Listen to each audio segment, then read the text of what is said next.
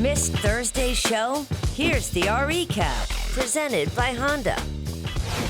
Dave Brown here on the Rich Eisen Show. What advice do you have for your fellow Dookie and Daniel Jones? Yeah, I've sent some emails. I've gone back and forth with him and his father as well. And, on draft night, I sent a note to his father and I said, don't judge the reception on him. I said, some of it is just a hangover from maybe my career there. The whole, it's the Duke connection and things like that. I go, block that out. Just keep your head down, do your job, and I know it'll work out for you. So I feel like it's a little bit unfair because Giant fan has the history of the Duke quarterback being there that didn't work out so well. So it's unfortunate he's getting lumped into that. Man, I think he's going to be a really good quarterback. Every year there's sort of the diamond in the rough that they found, and I think this could be the guy.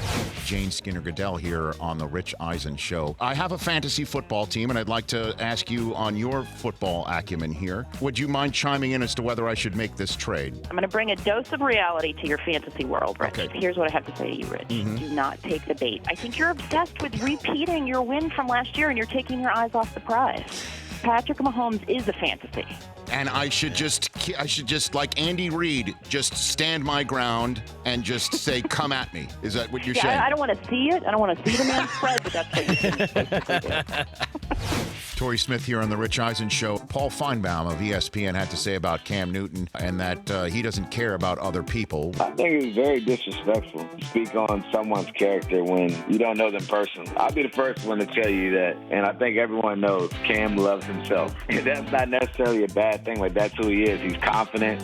He loves himself, but I'll be the first one to tell you that he loves his teammates. I'm always going to have his back, but I thought it was very disrespectful to speak on his character. You don't know. Ask someone who played with him. And if they tell you that, then you roll with that. But don't just make something up because you had the ability to watch him before.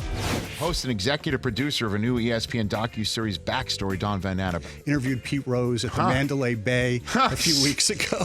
Was he at a table? He was not gambling. Okay.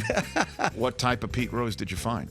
I found a really surprising one. I'm really anxious for the audience to see it. I mean, he almost ripped the microphone off at one point. He was very mad at me early on. How did you piss him off?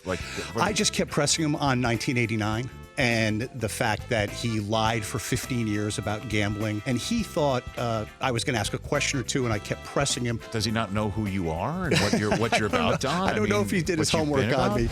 It was either May or June, and I got a phone call from a PR person at the Giants that said, listen, Phil Simms has just been released. His press conference is at 3 and yours is at 4. And talk about I'm 23 years old at the time. Like, okay, it's time to go. And I drove in there. And it was Phil and I were very good friends, and it was pretty amazing that the way it worked out. I was walking in the building, he was walking out, and New York media, there was 100 people in there, cameras everywhere. I was sort of hoping I wouldn't see him, but I'm glad it actually happened this way. He was walking out, and I passed him, and he just leaned over my ear and whispered, "So, are you a little bit nervous now?" And then just walked out. And it was such a great passing of the torch at the time, and it was very funny. Man. Yeah. For more Rich Eisen Show, tune to Audience Channel 239 on DirecTV or download the Rich Eisen Show app.